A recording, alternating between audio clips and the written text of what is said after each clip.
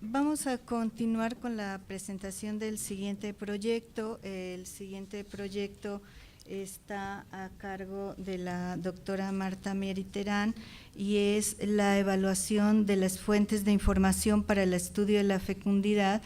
La doctora Marta Mier, bienvenida doctora. Voy a darles una semblanza de la doctora Marta Mier. La doctora Marta Mier y Terán es investigadora titular del Instituto de Investigaciones Sociales de la Universidad Nacional Autónoma de México y es miembro del Sistema Nacional de Investigadores. Es licenciada en Actuaría por la Universidad Nacional Autónoma de México, estudió la maestría en Demografía del Colegio de México y obtuvo el doctorado en Demografía en la Universidad de Montreal, en Montreal, Canadá. Cuenta con numerosos trabajos publicados en libros y revistas nacionales y del extranjero. Ha impartido cursos, dirigido tesis en la UNAM y otras instituciones de educación superior. Sus líneas de investigación son estimación y análisis de la fecundidad, procesos de transición a la vida adulta, escuela, trabajo y formación de familia entre los jóvenes, familia, trabajo y cursos de vida, métodos cuantitativos en los estudios de población. Actualmente es docente en el plan de maestría en demografía social del posgrado en ciencias políticas y sociales de la UNAM y desarrolla el proyecto de la investigación evaluación de las fuentes de datos para el estudio de la fecundidad. La doctora Marta Mier también está trabajando este proyecto con el doctor Víctor García, que desafortunadamente en este momento no nos puede acompañar. Doy la bienvenida a Marta para que presentes la investigación. Adelante. Sí. Muchas gracias. Buenos días a todos. Vengo yo a presentarles este proyecto que estamos elaborando el doctor Víctor García Guerrero y yo. Es un proyecto que se encuentra en otra etapa muy distinta a la del proyecto anterior, es una etapa mucho más preliminar y también el carácter del proyecto es muy distinto. El objetivo de este proyecto es evaluar las fuentes de información para el estudio de la fecundidad. El objetivo de este proyecto no es obtener estimaciones sobre la fecundidad, sino evaluar las fuentes de datos.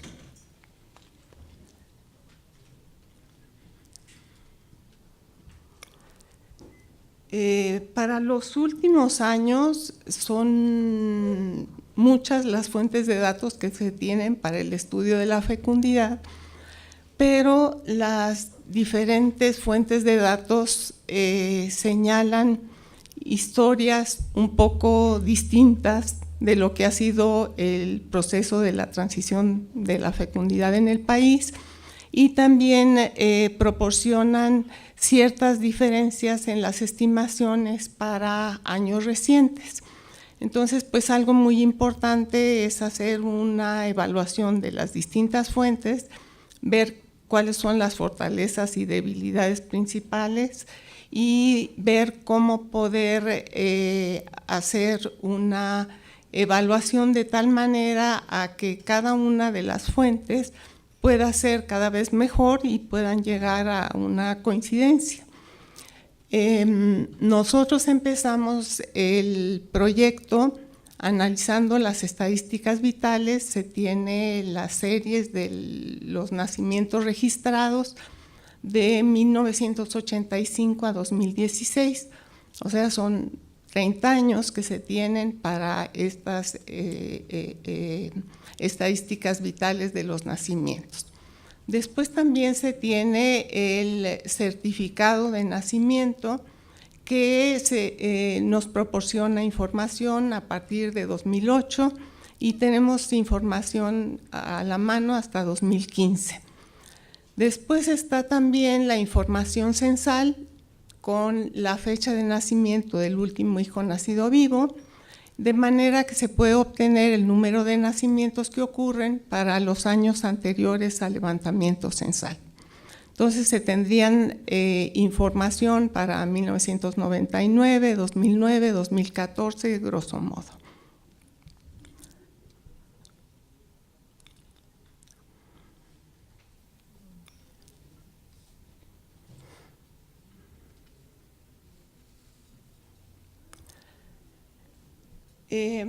Como les comentaba, empezamos el proyecto con las estadísticas vitales porque es una fuente que ha sido analizada con menor detalle de lo que han sido otras fuentes.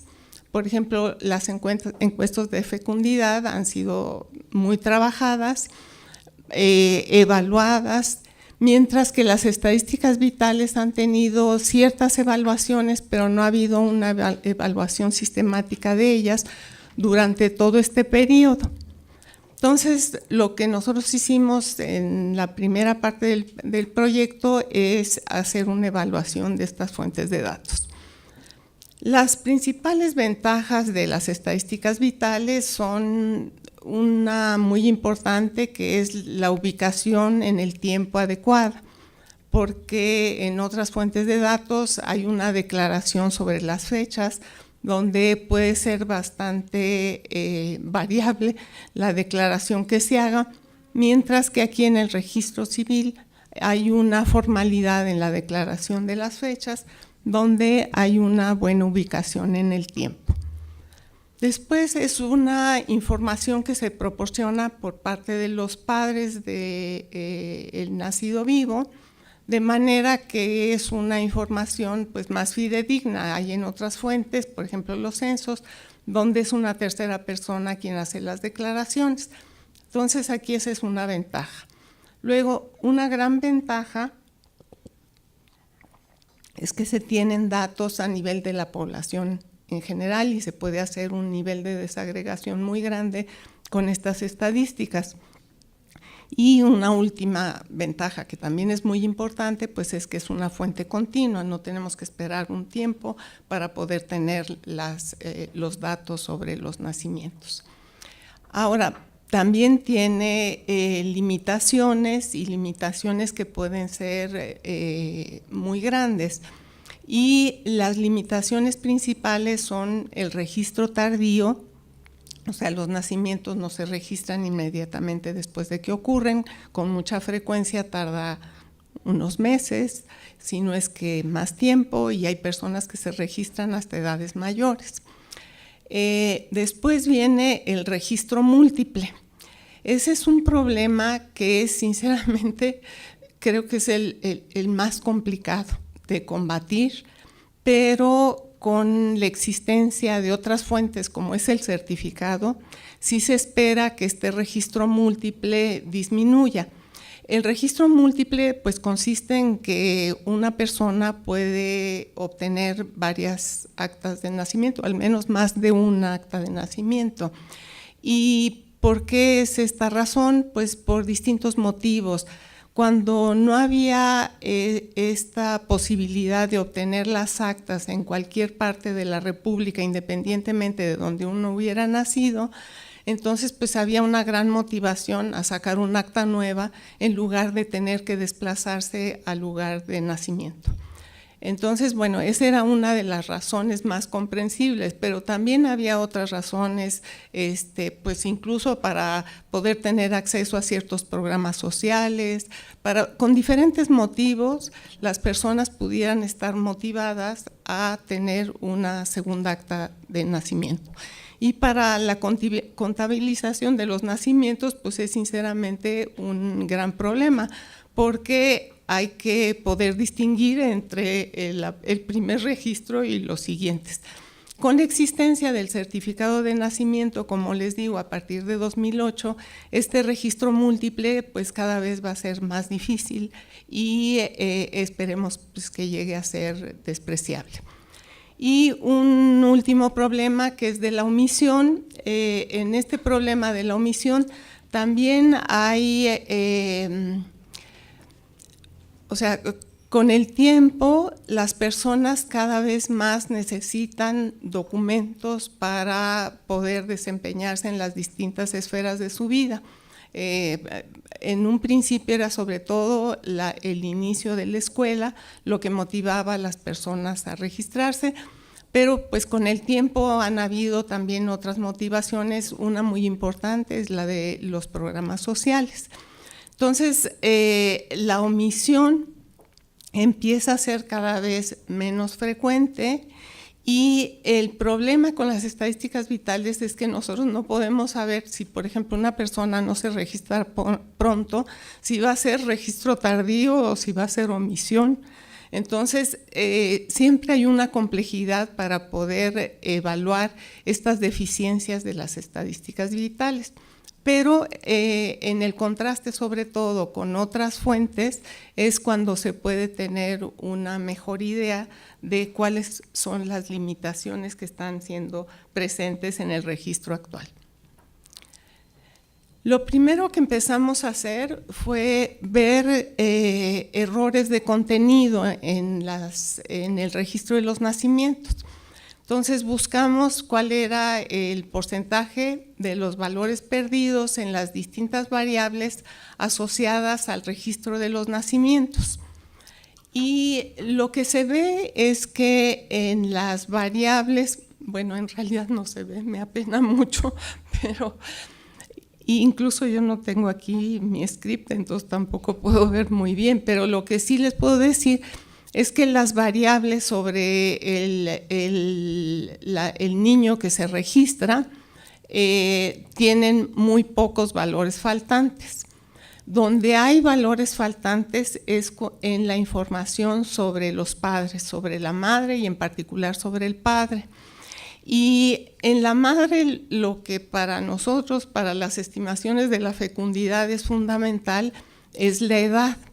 Y la edad en general es más o menos bien registrada, o sea, se tiene alrededor de un 5% de valores perdidos al inicio, en 85. Después, conforme pasa el tiempo, empieza a aumentar esa no respuesta en la edad de la madre y luego vuelve a disminuir a partir más o menos de los años 2000, empieza a disminuir y es cerca del 5% en los años más recientes. Para nosotros ese 5% es algo muy que nosotros quisiéramos que no existiera, o sea, que fuera un 0% y que habría que insistir en la capacitación de las personas del registro, en la relevancia que tienen estas otras variables que, aunque no son sobre el niño en particular que va a registrarse, pero son muy importantes para que nosotros tengamos buenas estimaciones sobre la fecundidad en el país.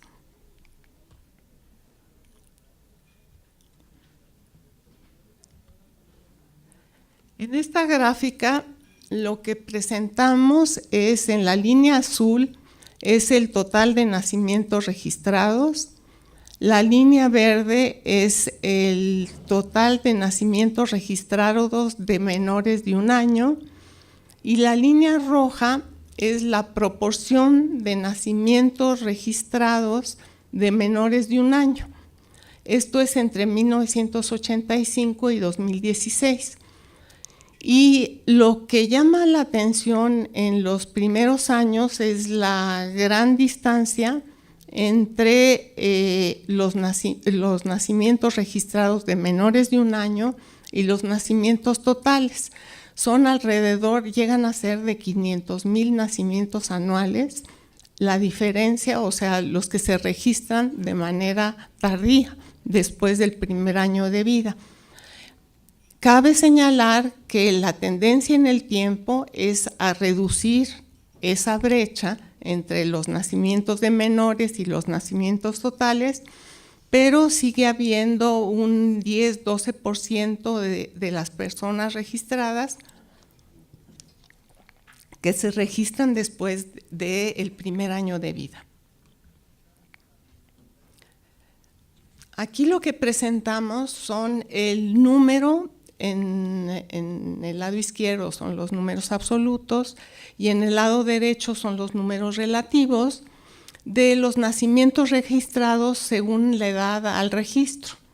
Y la barra café es de los menores de 1 año, la barra amarilla es de los de 1 año, la verde es de los de 2, la rosa es de 3 a 5, o sea, todavía antes de entrar a la primaria, la azul es de 6 a 14 y la naranja es de 15 a 64 y la verde hasta arriba es de 65 y más. Y lo que se puede ver en el tiempo es que, bueno, pues que las personas que se registran en edades tardías no son muchas, pero están presentes. Y por otra parte, pues que el registro de los niños cada vez más se hace en edades más tempranas. O sea, cada vez más los menores de 1 año son los que cobran más importancia y el registro de los niños en edades mayores tiende a perder importancia en el tiempo. Y lo que nosotros podemos deducir del análisis que hemos hecho es que la existencia del certificado a partir de 2008 ha propiciado un mayor registro oportuno de los nacimientos, de manera a que los registros de menores de 1 año cobran cada vez más importancia. Y viendo un poco la situación en las entidades federativas, lo que presentamos aquí son las entidades federativas según la proporción de nacimientos que se registran de menores de 1 año en los distintos años calendario. Entonces está el mapa de 1985, de 2000 y de 2016. Y lo que se ve es que en 85 pues había entidades que se encontraban con proporciones de registro oportuno muy bajas, como es el caso de Veracruz, pero también Oaxaca, Chiapas, Tamaulipas, y por otra parte entidades que registraban muy bien a los nacimientos son, por ejemplo, Yucatán, Aguascalientes, Jalisco, y eso va cambiando en el tiempo. En 2000 también tiene muy mal registro Chiapas, que no era tan mal, bueno, esa proporción lo que pasa es que cuando están todas estas campañas de regularización de las personas, entonces pues aumenta el peso de las personas de mayor edad que se registran en las distintas entidades. Y ya cuando pasa más el tiempo de que el grueso de la población mayor ya está registrada, entonces estos nacimientos, este registro oportuno de los nacimientos, pues cobra más importancia, sube. Y pues podemos ver que en 2016 pues ya son bastantes las entidades que tienen 90% o más de registro de niños menores de 1 año. Nosotros quisimos ver cómo era esta situación en las entidades federativas y pues se ven trayectorias muy interesantes en las distintas entidades federativas. Aquí las organizamos según el nivel de registro en 1985. Entonces hicimos 8 grupos y empiezan con los que estaban mejor registrados en 85 y van cambiando hasta los últimos estados donde el registro es bastante malo. Pero lo que sí es muy importante es ver cómo la trayectoria del registro ha sido muy distinta en las distintas entidades. Hay entidades que empiezan bien y continúan bien durante todo el periodo observado, mientras que hay entidades que no empiezan tan mal en 85, tienen una disminución bárbara hacia los años 2000, que es cuando se regulariza el registro de muchos de los adultos en esas entidades, y después alcanzan mejores niveles en los años más recientes.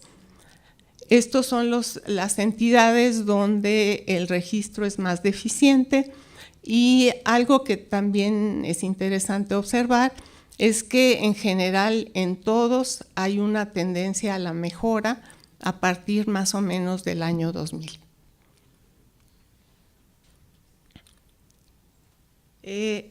Esto es algo semejante a lo que presentaba anteriormente, pero nada más es como para que vean ustedes el tipo de análisis que estamos haciendo, porque para las entidades federativas también estamos viendo cómo es el registro en cuanto a las distintas edades, porque tienen patrones muy diferentes. El último estado, el estado de hasta abajo, es el estado de Guerrero, donde pues el registro es muy deficiente, pero a pesar de las deficiencias tiende a la mejora. Algo que sí quería enfatizar es que aquí se puede ver cómo en Guerrero, por ejemplo, hay unos picos muy importantes en los números absolutos, lo que quiere decir que, y esos picos, por cierto, se deben a registro de personas de edades mayores. Entonces no se deben a cambios en la fecundidad, sino que se deben a un registro diferencial de las edades. Después, en estas gráficas también es una cuestión como nada más para que ustedes tengan una idea de lo que estamos haciendo. Lo que queríamos ver era cómo cambia el registro de los nacimientos dependiendo de la entidad de residencia. Sí hay entidades de residencia donde se registran más en su propia entidad, o si hay entidades donde se registran más en otra entidad. Y la gráfica es bastante complicada, pero lo que sí es que lo que muestra son flujos entre entidades, y lo que se puede ver es que primero empiezan unos flujos muy dispersos y luego empiezan a concentrarse, y también dentro de esa concentración algo interesante es que nosotros podemos ver quienes se registran de los que residen en el extranjero, tanto en Estados Unidos como en otros países de América Latina. Y en este caso en particular, en 2012, queríamos señalar esto. Las líneas, la mancha rosa, son los que declaran como residencia habitual los Estados Unidos, y que se registran en México en las distintas entidades federativas. Y lo que observamos es que los que se registran de 0 años, pues sí hay algunos de 1 y 2, pero los que más son de 3 años y más, y que esto estaría seguramente vinculado a la migración de retorno y que vienen a registrarse a México y a las distintas entidades federativas. Y aquí vemos, por ejemplo, en 2015 también hay una tendencia interesante, además de esta cuestión de los cuya residencia habitual son los Estados Unidos, están aquellos cuya residencia habitual son otros países de América Latina, pero todos se registran en Chiapas. Y este es 2015 y son sobre todo los de 3 años y más. Entonces, pues es algo que no se ha observado y es algo que sí deberíamos de tomar en cuenta, como que son elementos que pueden ser muy útiles para ver por dónde pueden estar ciertas problemáticas en el registro de la población que deben de tenerse en cuenta. Aquí nosotros lo que hacemos, o sea, todo el análisis anterior fue un análisis transversal, viendo en un año quiénes se registran de menos de 1 año y quiénes se registran de edades mayores. Y aquí lo que nosotros tratamos de hacer fue buscar las cortes de nacimiento.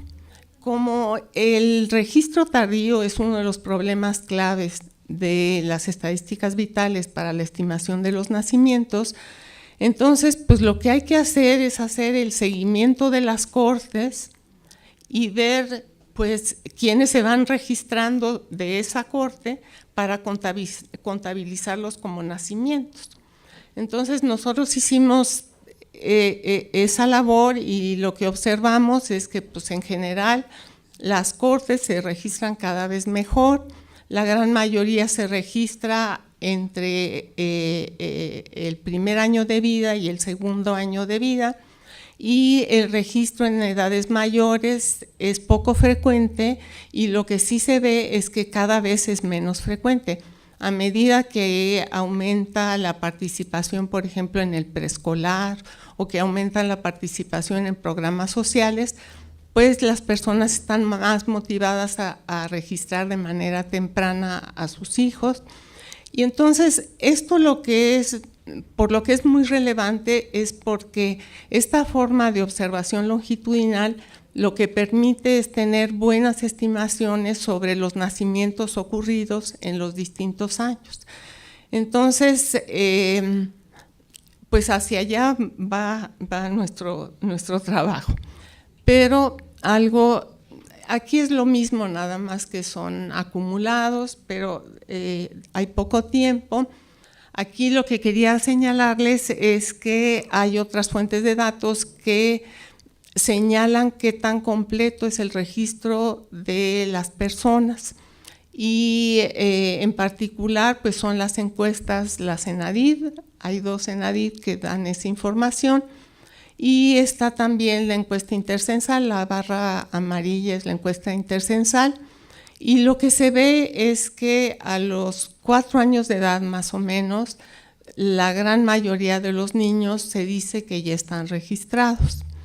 Y en cuanto al total de la población, pues según la encuesta intercensal, en las edades adultas está el registro muy cercano al 100%. Ahora, no son fuentes perfectas para captar este tipo de información. La gente muchas veces declara como para dar gusto al entrevistador y pues declara que las personas tienen su certificado. Pero por lo pronto pues sí se tiene una estimación externa a la de las fuentes, a la de las estadísticas vitales para evaluar su cobertura. Y después esta parte del proyecto está bastante avanzada, pero no traje los resultados porque pues en realidad los 20 minutos son bastante breves, pero lo que sí quisiera enseñarles es qué es lo que estamos haciendo y qué es lo que vamos a hacer. Para obtener otras fuentes para la enumeración de nacimientos, como les comentaba, pues están estos 2 censos de población y la encuesta intercensal, y es a partir de la fecha de nacimiento del último hijo nacido vivo, y lo que permiten estas fuentes es obtener el número de nacimientos ocurridos en el año anterior al levantamiento censal con intervalos de confianza. Y también podemos tener estos datos a nivel de las entidades federativas. Después se tiene el certificado de nacimiento, como les comentaba, y se pueden tener el número de nacimientos en el país y en las entidades federativas.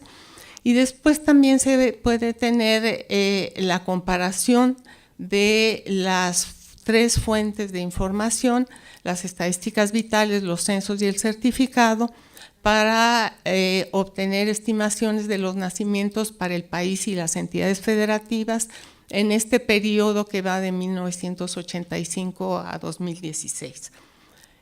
Y algo que también hemos estado haciendo es evaluar las encuestas de fecundidad.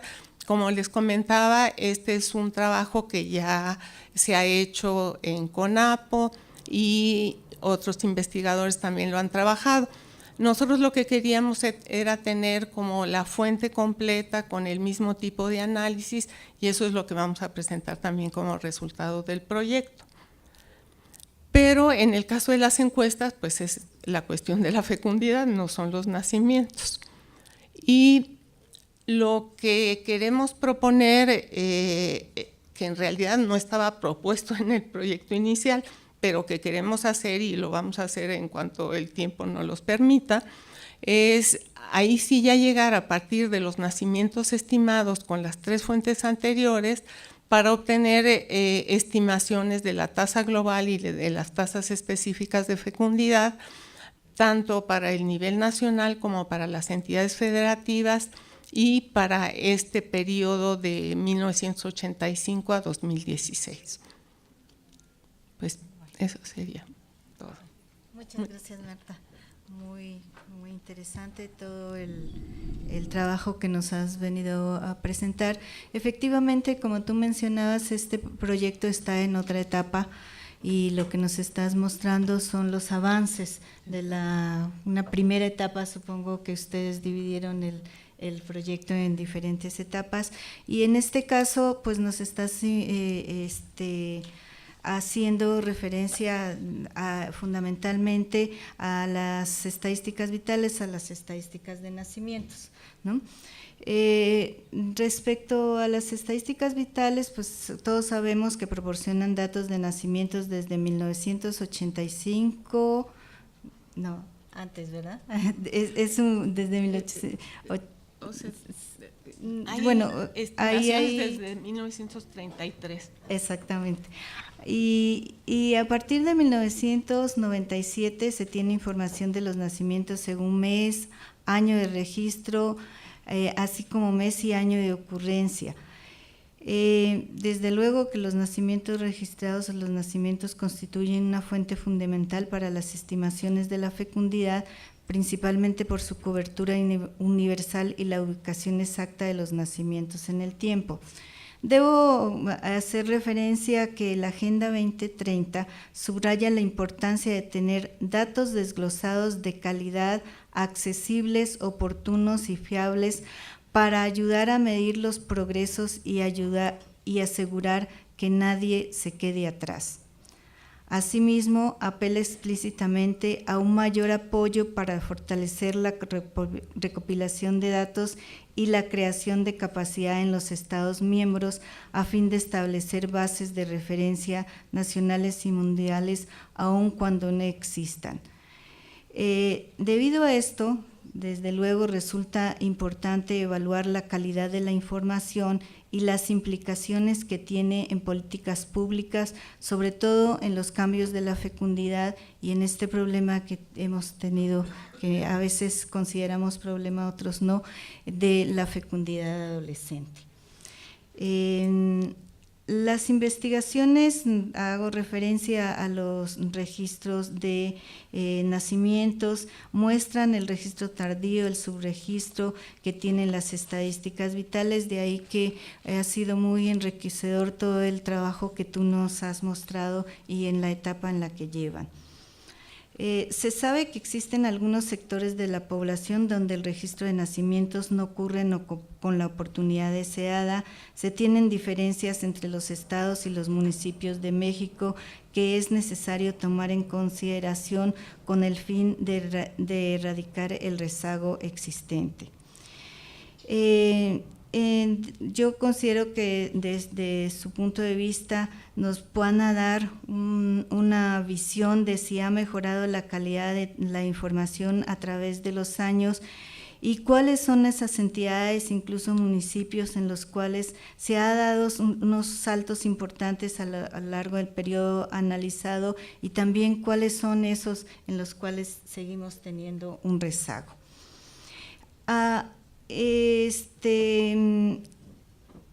Desde luego que es necesario considerar que el subregistro o el registro tardío influye en múltiples factores, como puede ser la falta de recursos, infraestructura, en la oficialía de registro civil, las condiciones geográficas, ya vimos en el otro proyecto, barreras económicas.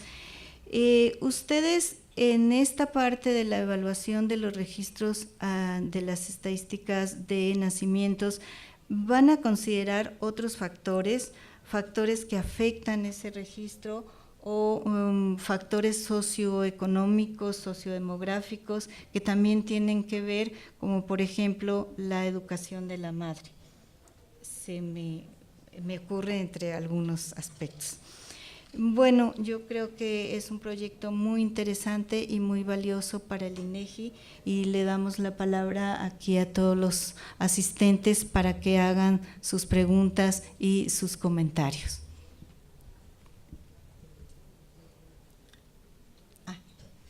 Virginia, por favor. Gracias, Virginia Brin. Hola Marta, buenos días todavía. Me llama la atención el conteo de 2005, no aparece entre las fuentes a consultar. ¿Cuál es la razón? Gracias. ¿Otra pregunta tiene? Sí, aquí el doctor. Gracias. Bueno, allá. Gracias. Soy Olinka Páez. Doctora, estaba pensando en que también posiblemente parte de las omisiones de nacimientos oportunos puedan deberse a las muertes perinatales. Entonces, no sé si ustedes han considerado que si bien las encuestas no son como la fuente de referencia, sí la historia de embarazos podría ayudar a estimar el subregistro por esa causa. Sí. Por aquí el doctor Alfredo Bustos quiere. Gracias. Marta, ¿qué tal? Buen día. Alfredo Bustos, de INEGI. Me llama la atención algo que mencionaste al inicio de tu participación, y es el buscar la convergencia de las fuentes, sí, la cual es deseable, pero va a ser complicadísima. ¿No sería mejor aprovechar en todo caso las ventajas de unas sobre otras? Cada una va a tener ventajas sobre otras, poder combinarlas en algo que dé una mejor aproximación a lo que sería la realidad, que trabajar en la perfección de las fuentes. Esa me parece. Y una segunda es, entendí bien en el término de los registros, en realidad cuando hablas de un alto registro de menores de 1 año, quiere decir que la proporción de registros que tienen lugar ese año es alta para los menores de 1 año, no quiere decir que es alta la proporción de los nacimientos ocurridos en ese año que tienen un registro. No necesariamente, no es lo mismo. Sí, entonces eso solo lo vas a conseguirlo comparando las fuentes, certificados con registro, por ejemplo, cosas por el estilo. Ok, nada más. Gracias. Sí, ¿te parece? Damos respuesta a estas 3 preguntas y continuamos si hay algunas otras preguntas. Sí, en realidad la exposición de esta parte es sobre la estimación de los nacimientos, que es, pues la verdad, la parte toral del proyecto. Y en esa parte de estimación de los nacimientos, los censos que proporcionan información sobre la fecha de nacimiento del último hijo nacido vivo son el censo del 2000, el del 2010 y la encuesta intercensal. El conteo no la proporciona, ni los censos anteriores. El de 80 sí, pero es malísima la información, entonces ese no lo consideramos. Pero bueno, pues esa es la razón por la que no está el conteo. Después, la cuestión de las muertes perinatales, sí tienen toda la razón. O sea, una de las causas del no registro pues es la mortalidad de los niños, ¿no? O sea, y no nada más perinatal, sino si va a ser un registro tardío, que se registre como a los 5 años y fallece a los 3, pues ya no llegó. Entonces, ahí lo que no sé yo todavía muy bien, y es algo que sí deberíamos de investigar para el proyecto, es cómo funciona el registro de la defunción si no hay acta de nacimiento. Tengo entendido que se hace el acta de nacimiento y después se hace la de defunción. Pero, por ejemplo, ese es uno de los puntos pues, que están ahí pendientes, ¿no? tal vez para la estimación de los nacimientos lo que se puede hacer es, en función del registro, qué tan tardío es, ver qué tanto se debe de corregir por la mortalidad, o sea, qué tanto estuvieron expuestos al riesgo de morir antes de registrarse. Entonces, hacer ajustes de ese tipo, pienso que darían estimaciones más precisas. Muchas gracias. Y la cuestión de la convergencia de las fuentes, bueno, lo que yo espero es que si las fuentes mejoran, tienen que llegar a converger, ¿no?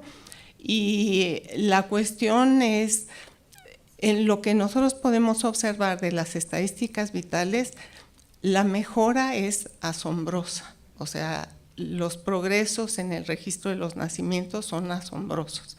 Y hay progresos en todas las entidades federativas, incluso en las entidades federativas donde el registro era muy malo, sigue siendo no muy bueno, pero hay una notable mejora.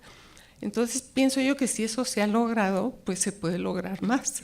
Y pues ojalá que se tenga un buen registro de nacimientos a partir de las estadísticas vitales, ¿no? También esta cuestión de que la población cada vez más necesita el acta de nacimiento para poder funcionar en las distintas esferas, pues también ese es un incentivo. Y luego también pues facilitar el registro, o sea, todas las cuestiones administrativas que también pueden ayudar a tener un mejor registro. Y ahí, por ejemplo, yo con el certificado, me gustaría que hubiera una mayor comunicación con el registro de los nacimientos en el certificado, porque en realidad pues son fuentes que tienen muchas características semejantes y que en el certificado pueda también ayudarse a mejorar el registro, ¿no? O al contrario, el registro del certificado todavía tiene problemas. Bueno, por supuesto, sí. ¿Algo? Sí, otra Gracias. pregunta. Yo estaba escuchando lo que nos comentaba acerca de la omisión, que cada vez es menos frecuente y que va pues a la disminución, ¿no? Pero ¿qué qué impacto tiene el duplicado? Porque eso no lo hemos medido. Y ahorita aquí mi colega, la doctora Palacio, me decía, oye, pues aquí podríamos contribuir porque en el instituto estamos desarrollando unos algoritmos para encontrar duplicados precisamente en las bases de datos con el nombre, fecha de nacimiento y lugar de nacimiento. Estamos pues encontrando y haciendo lo que se llama el record linkage. Entonces podría ser de alguna manera útil estimar cuánto es número de duplicados, el porcentaje, y cómo entonces poder contender con ello. No sé si sea de utilidad. ¿Alguna otra intervención? Bueno, si no, te cedemos la palabra. La cuestión del doble registro es muy compleja porque con que cambien, por ejemplo, un día la fecha de nacimiento, ya no es el mismo y ya no es posible rastrear. O con que el nombre cambie, que uno sea Juan Pablo y el otro Pablo, ya tampoco coincide. Entonces, pienso yo que por ahí no hay muchas posibilidades. O sea, en realidad sí se han hecho intentos de evaluar el registro múltiple de muchas formas y nunca se ha llegado a algo que sea razonablemente bueno, porque es muy complejo. Y parece que lo mejor es tratar de evitarlo, o sea, que no suceda. Y para eso pienso yo que el certificado es muy importante, o sea, porque si se tiene ya un certificado, pues ahí sí ya no se puede permitir la duplicación del certificado, ¿no? Bueno, pues ya. También hay otra pregunta que tú me hiciste, Leonor, que si no íbamos a tomar otros factores socioeconómicos, pues tenemos la información, pero pero no sabemos muy bien cómo introducirla, porque con esta cuestión de evaluación, pues sí supones que quien tiene mayor escolaridad puede tener una mejor declaración, pero ¿qué tanto mejor? O sea, como que siento que no se llega a elementos muy relevantes en el momento de la evaluación. Tal vez en el momento de proponer, por ejemplo, algunas estimaciones, ahí sí sea muy importante tomar ciertas condiciones socioeconómicas de las personas y de los lugares, de los municipios. Pues nuevamente muchas gracias por tu presentación, muy interesante el proyecto y de gran utilidad para el instituto. En nombre del instituto te damos tu reconocimiento por este trabajo. Ay, muchas gracias.